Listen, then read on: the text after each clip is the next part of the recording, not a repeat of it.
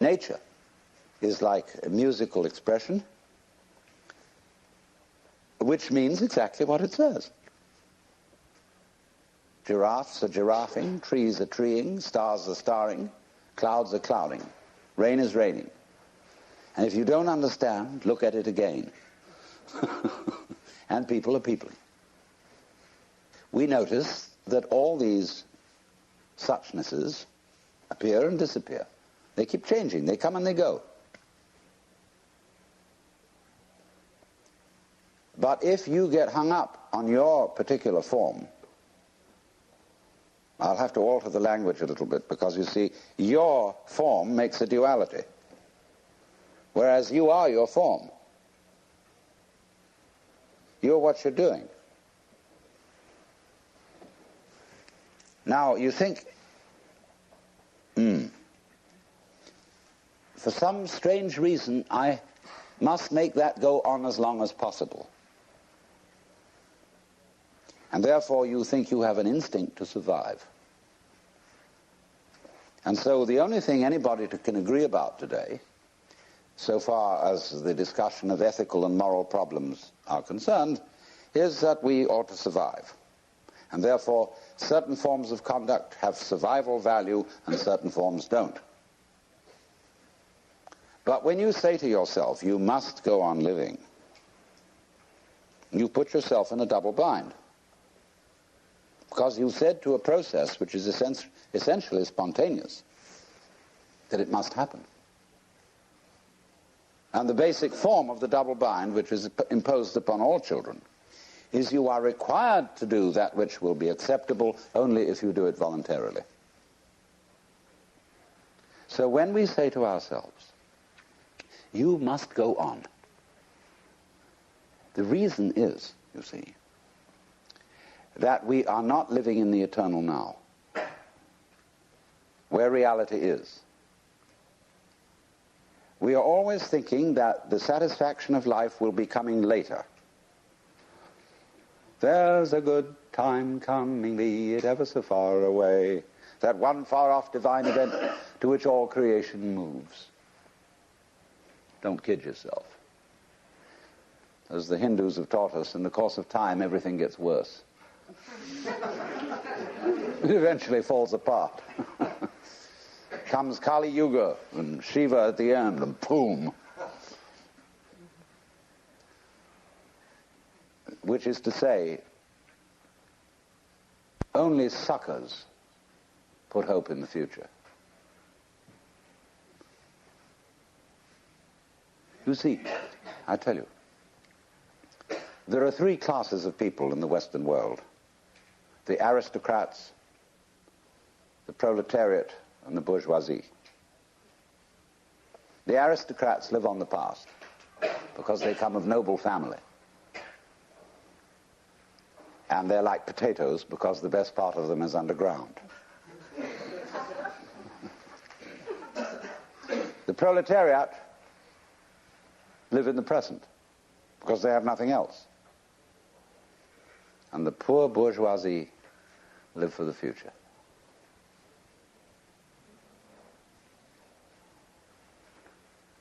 They are the eternal suckers.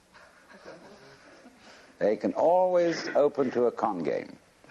So when they find out that really there isn't much of a future, you're going to die, they transpose the future into a spiritual dimension. And they figure this material world is not the real world, but the spiritual world is the real world. And there will be somewhere, somehow, an eternal life for me. A charge to keep I have, a God to glorify, a never-dying soul to save and fit it for the sky. Well, then they say to them, what are you going to do there? Well, they haven't the faintest idea. You know that? If you ask theologians about what they think is going to happen in heaven, they just dry up. Oh, we're going to play harps. I mean, there's a symbolic meaning to that which I could go into, but the average person's idea of heaven is an absolute bore. I mean, it's like being in church forever. And children see this immediately. Children, when they hear a hymn like, weary of earth and laden with my sin, I looked at heaven and longed to enter in, they think, oh God. Heaven is to be in church for always. And they think hell is preferable. There's at least some excitement going on. And you see it in medieval art. You go to the Metropolitan Museum in New York and you see Jan van Eyck's painting of the Last Judgment. Heaven on top, hell below. In heaven, everybody's looking like the cat that swallowed the canary, sitting in rows and very smug. God the Father as president, and oh dear. Beneath this, there's a winged skull, like a bat, and squirming bodies, all nude, all being eaten by snakes, and I don't know, there's a fantastic thing going on. But in that, you see, Van Eyck had a ball painting that, because in medieval way, it was the only way you could get away with painting nudes. And sexy scenes, sadomasochistic, see? So that's naturally why hell became much more interesting than heaven. So, therefore, this hope for the future is a hoax.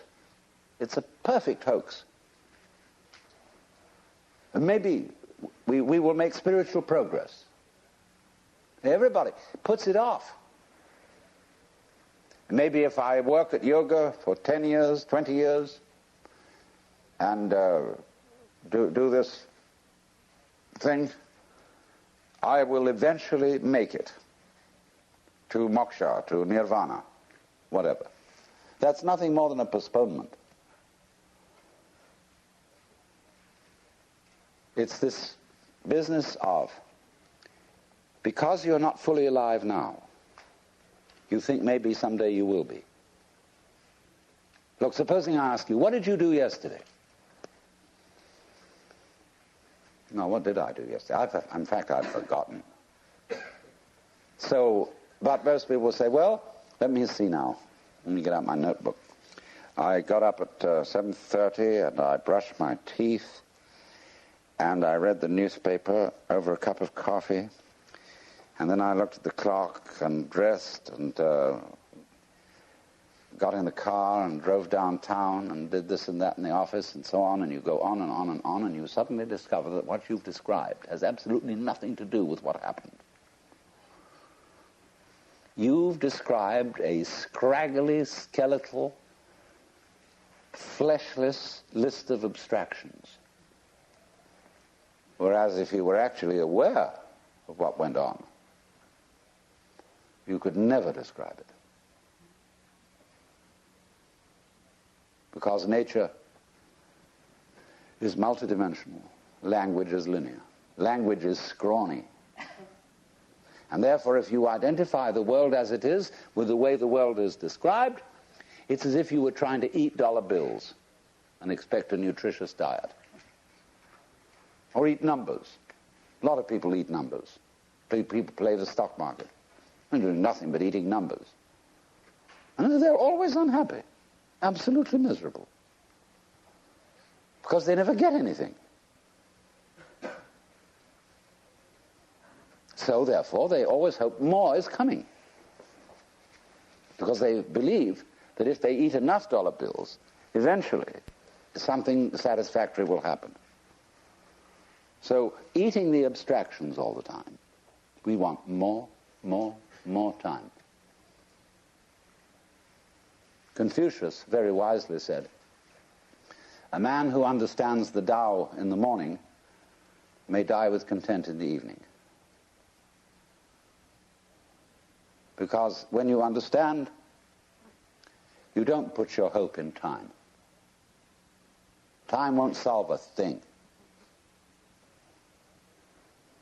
So when we enter into the practice of meditation, of yoga, we are doing something radically unlike other human activities. Of course, the way yoga is sold in the United States, like everything else, is that it's supposed to be good for you. It isn't. It has nothing to do with anything that's good for you.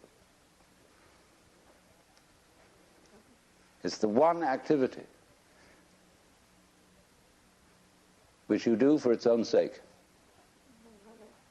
and not because it's good for you, not because it will lead anywhere,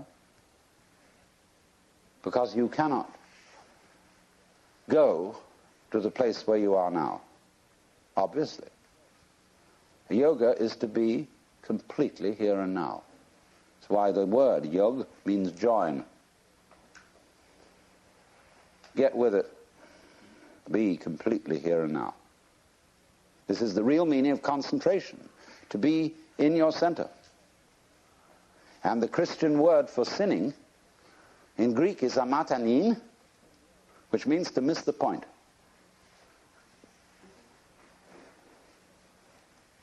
And the point is eternal life, which is here and now. Come to your senses.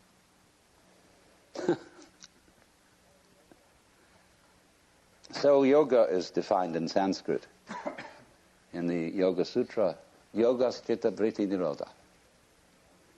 Difficult to translate, but roughly, yoga is the stopping of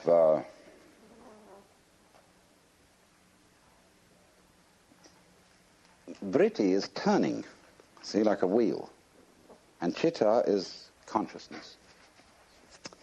Turnings in consciousness. In other words, the attempt of the mind to catch hold of itself, which is what we call thinking, worrying. So we could say loosely, yoga is the cessation of thinking. It's not the cessation of awareness, but of symbolizing, trying to touch reality in terms of thoughts, symbols, descriptions, definitions. Give it up. It's not easy because we do it habitually. But until there is silence of the mind, it is almost impossible to understand eternal life, that is to say, eternal now. If you could come to the place where you suspend conceptions. Conceptions in Sanskrit are called vikalpa. And so this state is called nirvikalpa, not conceptual.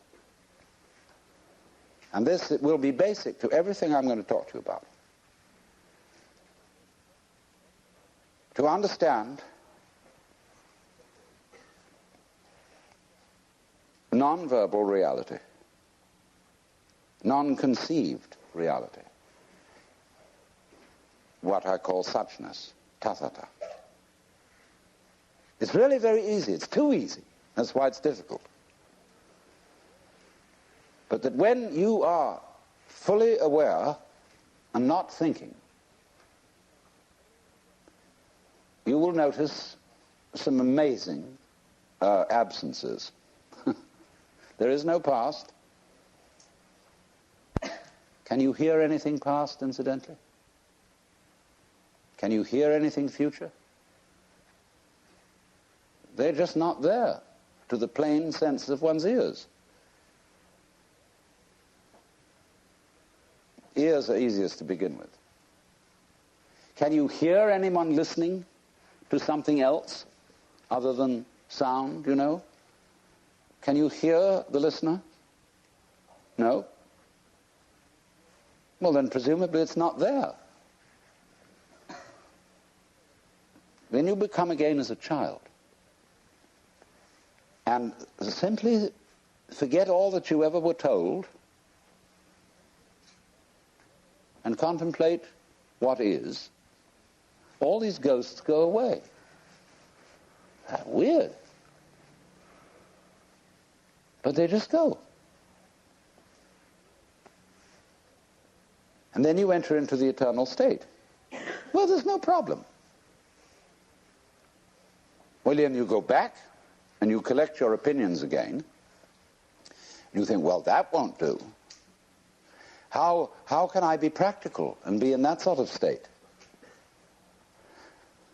Well, I remember in the Sermon on the Mount that Jesus said a lot of things about this. Consider the lilies of the field, how they grow. They toil not, neither do they spin. And yet Suleiman in all his glory was not clothed like one of these. And if God so clothes the grass of the field, which today is and tomorrow is cast into the oven, shall he not much more clothe you, faithless ones? Wow. So, do not worry about tomorrow, saying, what shall we eat, what shall we drink, or how shall we clothe ourselves? Oh, the rabble seeks after these things. Sufficient to the day is the worry of it. Nobody ever preaches a sermon on that text. Never. I've heard lots of sermons, and never one on that one, because people say, look, that's all very well, because Jesus was the boss's son. And he knew, you see, that he was really in charge of the universe, and he'd nothing to worry about. But we have to be practical. Oh? What do you suppose the gospel was? The good news. Do you know it never got out?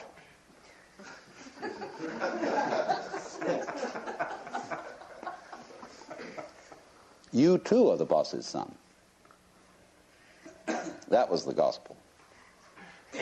If Jesus had lived in India, they wouldn't have put him to death.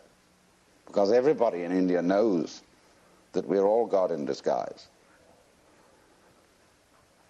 So if he had said, I and the Father are one, in India they would have said, hooray!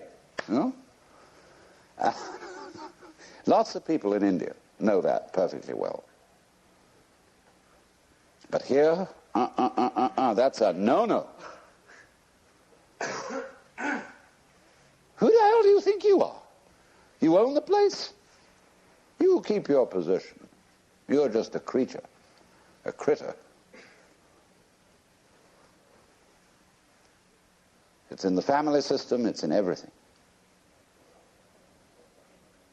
Because they have their own way of doing it in India, because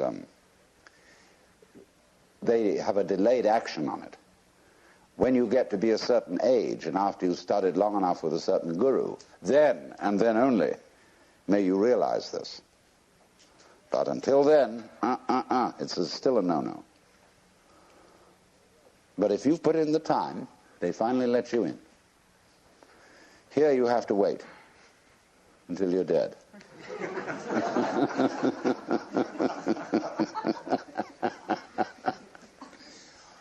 Well, all that's bullshit. The only place to begin is now. Because here's where we are.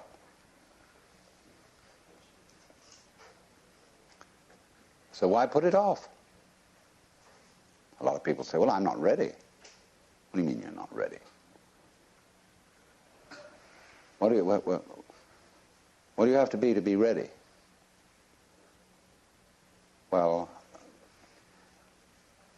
I'm not good enough because I'm neurotic.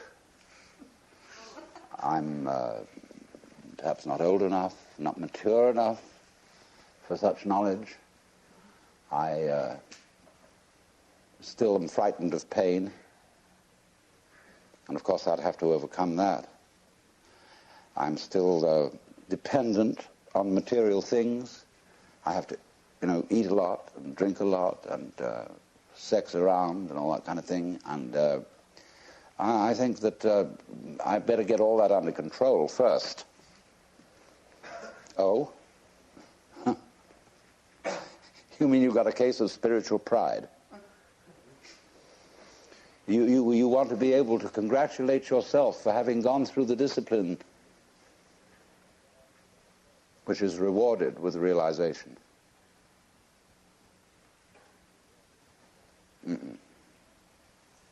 That is trying to quench fire with fire. In other words, the reason, wouldn't it be great to be a mystic? Look at it this way. I mean, crazy, to have no fear, no attachments, no hang-ups, to be as free as the air, so that, you could just wander out in the streets and give away all your clothes to the beggars and let go of the whole thing, let it all hang out. Wouldn't it be crazy to have that courage?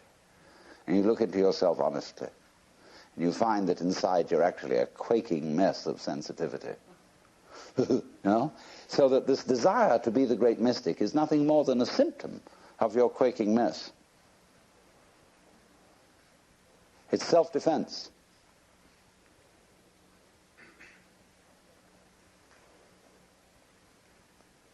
So you think, wow, we'll do that yoga bit, and we'll get real tough.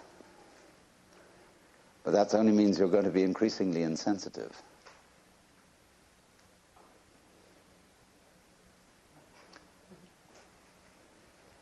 Running away from the quaking mess. Escaping. You never can.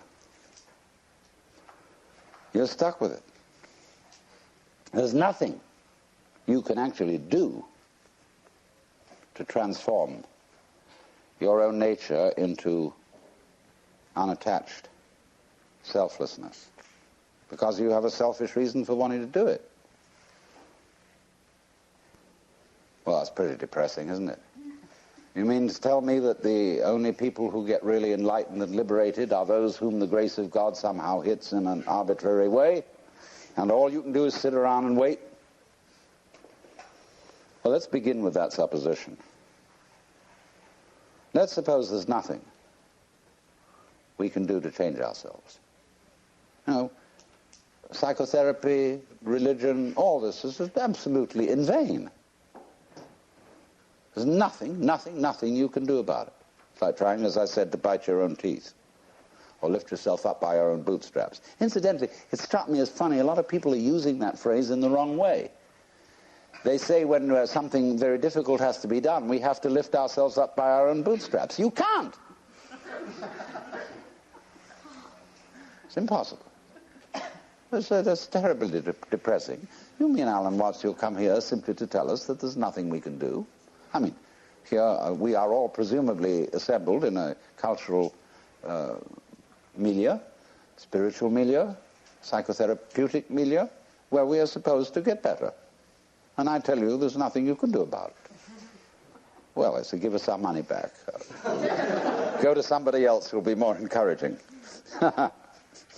But,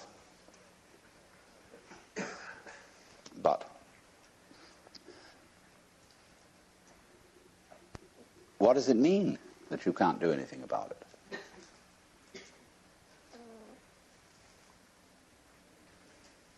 It's singing loud and clear.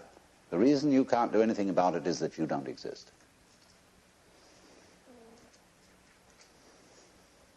That is, as an ego, as a soul, a separate will, it just isn't there. Well, when you understand that, you're liberated. They say in Zen, you cannot take hold of it, nor can you get rid of it. In not being able to get it, you get it. When you are silent, it speaks. When you speak, it is silent. Now, don't misunderstand me. This is not any kind of fatalism. When I say you, as you conceive yourself to be, that is your ego, your image of yourself, isn't there. It doesn't exist. It's an abstraction. It's like 3. Did you ever see 3? Just plain, ordinary 3? No, nobody ever saw it. It's a concept. It's a vikalpa. So in the same way as oneself. There's the happening, the suchness. Yes, sure, you bet. But it's not pushing you around because there's no you to be pushed around. In other words, there's no billiard ball on the end of the cue. There's the cue. It goes this way and goes that way. They call a Buddha a Tathagata, one who comes or goes thus. This way and that way, see? He went that way. So, this illusion of the persecuted ego who is pushed around by fate has altogether disappeared. And so, likewise, the illusion of the ego who pushes fate around has also disappeared. There's a happening. So in this, do you see what has happened? By dying to yourself, by having become completely incompetent and found that you don't exist, you're reborn. You become everything. In the words of Sir Edwin Arnold, foregoing self, the universe grows I.